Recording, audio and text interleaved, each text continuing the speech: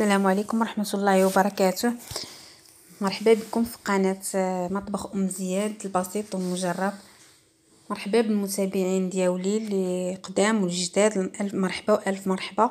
اليوم ان شاء الله غنقدم لكم طويجين ديال الحوت بطريقه بسيطه كما العاده، كما كتعرفوني، يعني بطريقه مبسطه وفي نفس الوقت كيجي بنين ولذيذ.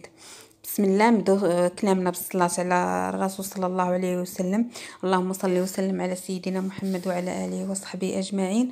عندنا حوته من اي نوع، انا استخدمت هذا النوع هذا. المهم اي نوع عندكم كديروه. انا راه نسيت انني باغي نصور حتى شرملت عاد باش تفكرت انني خصني نصور. المهم راه العطريه راه العادي، يعني كنديروا التحميره، الخرقوم، البزار، الكمون والثومه والربيع والحامض معصر وشويه الزيت صافي. بالنسبه للخضيره هنا كاينه بطاطا، خيزو، الفلفله وشويه القزبر. هذا القزبر شديته قطعته من غير هذاك اللي شرملت به الحوت، هذا غنديروه من الفوق ان شاء الله. وعندي مطيشه واحد البصيله صغيره وفليفله حاره صافي. هنايا ندوزو باش نصبوا الطويجين ديالنا. الحوته كما قلت لكم شرملته وخليته واحد المده، يعني شي ساعتين ولا هذا، وهي في ديك الشرموله كتشرب فيها. والثومه نسيت ما ذكرت لكم الثومه حتى هي حكيتها مع هذيك الشرموله ديال الحوت، يعني الشرموله العاديه ديال الحوت اللي كنديروا دائما في الحوت. كنشرملوها وكنخليوها كتشرب قد ما خليناها كتجي بنينه. بالنسبه للطويجين، انا جبت الطويجين غندير فيه بصيله صغيره ان شاء الله. ها هي الاولى غادي عفوا نقطعها دوائر وندير فوق منها باقي الخضر. ان شاء الله بقاو معايا باش تشوفوا المراحل كلها. انا كنحاولوا نحلوا ديك البصيله باش كتجينا، باش ما كتلصقش لينا في الطاجين، باش كتجي حتى في الماكله كتجي سهله. هنا غندوزو المطيشه تاعي غنقطعوها دوائر، نحيدوا لها الزريعه ديالها ونقطعوها دوائر على ديك البصيله بحال هاد الطريقه. كنقطعوها حتى هي دوائر، يعني هذه الطريقه العاديه، يعني تقريبا راه الناس يعرفوا ليها. بغيت نشارك معكم الطريقه ديالي انايا، وكتجي لذيذ وزوين وساهل. دغيا كيوجد هاد الطويجين ساهل كيجي بنين. صافي كنقطعوا مطيشه حتى هي دوائر. عندي هنا واحد 3 المطيشات هكاك، لان الحوت كنعرفوا كيبغي مطيشه. قطعت 3. هنايا قطعت واحد 2 مطيشات، ومن الفوق غندير ديك اللي بقات ليا غنديرها من الفوق. وغنديروا نستفوا الخضره كامله اللي عندنا. انا درت خيزو، بطاطا، نتوما تقدروا ديروا اي حاجه ولا تلغيو شي حاجه اللي ما تبغيوش. المهم كل واحد والذوق ديالو. درت هنا خيزو قطعتوها على هاد الطريقه هكا.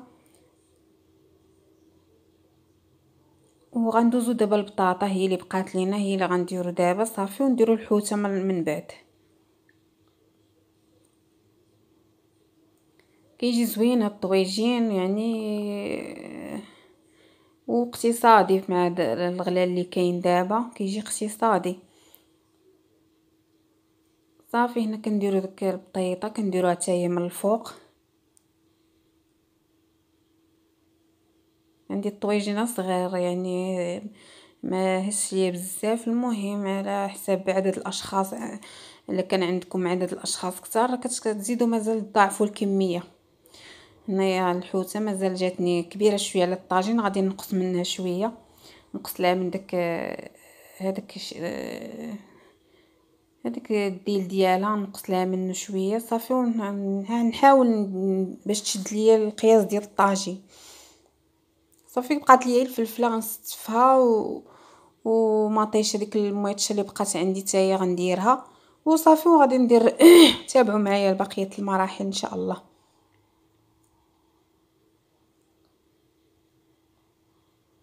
والتزيين ديال الطاجين راه كل وحده والذوق ديالها، كل وحده يعني كيبقى لكم الاختيار. ممكن تزيدوا حتى الزيتون، انا ما كانش متوفر عندي فما درتوش.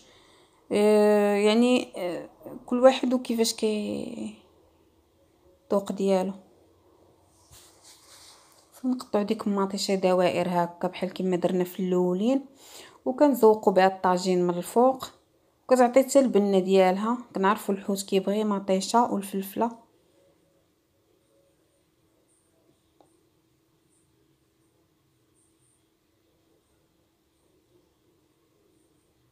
والحامض عصرته في الحوت، حتى هو كانت متوفره عندي غير وحيده صغيره درتها في الحوت صافي. ما درتش من الفوق، من الفوق هي لا كون كان احسن. يعني نديرو دوائر حتى ديال الحامض والزيتون. يعني انا اكتفيت بالحاجات اللي كانوا عندي، يعني متوفرين عندي، وجا بنين تبارك الله، جا زوين. واخا ما درتش فيه بزاف د الحاجات ولكن جا زوين صافي. هنايا بعد ما درتو حيت كنت شرملت الحوته قبل وما درتش فيها بزاف، يعني درت على القياس ديالها. اما من العاده كنشرملها بالشرموله بالزايد، باش داك الشرموله اللي بقات لي تنخويها من الفوق على الخضره. دابا مابقاش عندي صافي، غندير دابا داك القزبر اللي عندي، غنزيد عليه شويه ديال العطريه والزيت وغنكبو من الفوق باش حتى الخضره حتى هي تاخذ الحق ديالها في التوابل وفي الزيت وفي القزبر والملح. المهم غادي نتابعوا معايا وغتشوفوا. المهم كنديروا العطريه اللي درنا، نفس العطريه اللي درنا في الحوت كنديروها في هذيك الزلافه اللي غادي نديرو في اللي غنكبوها على الخضره. كنديروها شويه، كناخذوا بعين الاعتبار ان دايرين داك العطريه في الحوت، يعني باش ما كيجيش الطاجين ديالنا فيه المذاق ديال العطريه بزاف. فكنديروا غير القياس، غير شويه راس المعلقه من كل حاجه، وكنضيفوا شويه الملح. الحوته تاهي ما نساوش راه ان دايرين فيها الملح، يعني غنديروا غير القياس اللي غيملح لينا الخضيره ديالنا صافي. صافي كنكبوه من الفوق، نحركوه مزيان ونخويه على الطاجين ديالنا من الفوق على الخضيره ديالنا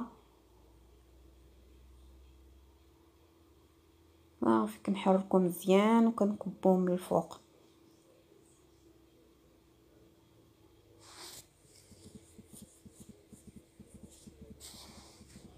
حاولوا ندوزو كاع الجوانب باش الخضره ديالنا كلها تقاص بهذيك الشرموله.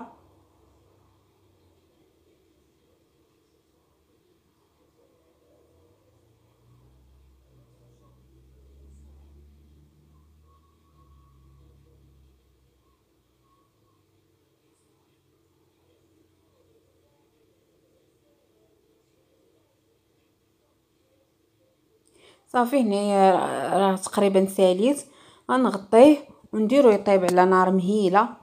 طاجين ندير اول تطيبه ديالي فيها الطاجين هذا باقي جديد، فكتشوف كان درت فيه داك يعني صوبته حتى شي نهار ونشارك معكم الطريقه ديال الطاجين او يعني باش تستعمليه اول مره باش يطول معاك يعني المده، وباش ما يتهرش وباش كيجي الطياب حتى الطياب كيجي فيه بنين. صافي هنا قلت لكم كنضيف شويه تاع الماء على ديك شويه اللي بقى لينا في هذا. انا ما كنكثرش الماء في الحوت باش دغيا حيت الحوت دغيا كيطيب والخضره حتى هي اللي فيه دغيا كطيب. صافي كنديروا فيه غير شويه الماء، تقريبا واحد نص كاس ولا ربع كاس ديال الماء. بالنسبه لهاد الكميه اللي عندي انا درت غير ربع كاس هكاك تقريبا ديال الماء صافي. وغنسد عليه ونخليه على النار مهيله كيطيب. كيجيني في المرق ديالو هو هذا كيجي خاتر وزوين صافي. هنايا بعد ما ساليت نقصت شويه من الطول ديال الحوته باش يلا كيتسد ليا الطاجين، حيت جاتني شويه كبيره على الطاجين فنقصته ودرتها تحت من الحوته، وحيت شويه ديال الطول ديال هذاك التحتاني الجهه التحتانيه صافي. ودرتو تحت منها باش يلا كيتسد ليا الطاجين مزيان باش كيطيب ليا دغيا صافي. هنا غنمشي نشعل عليه ونخليه كما قلت لكم على نار مهيله صافي. يعني نخليو قد ما خلينا على نار مهيله كيجي زوين وبنين، والطاجين كيبقى لينا ما كيحرق ما والو صافي. هنا بعد ما ساليت غنديه يطيب ان شاء الله ونتلاقاو من بعد.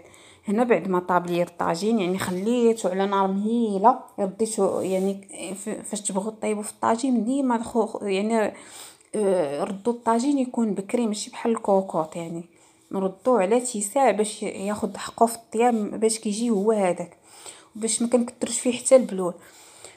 هنا بعد ما طابت جات زوينه، جات ما تشبعوش منها، بنينه بزاف وصافي. وهذا هو الشكل النهائي.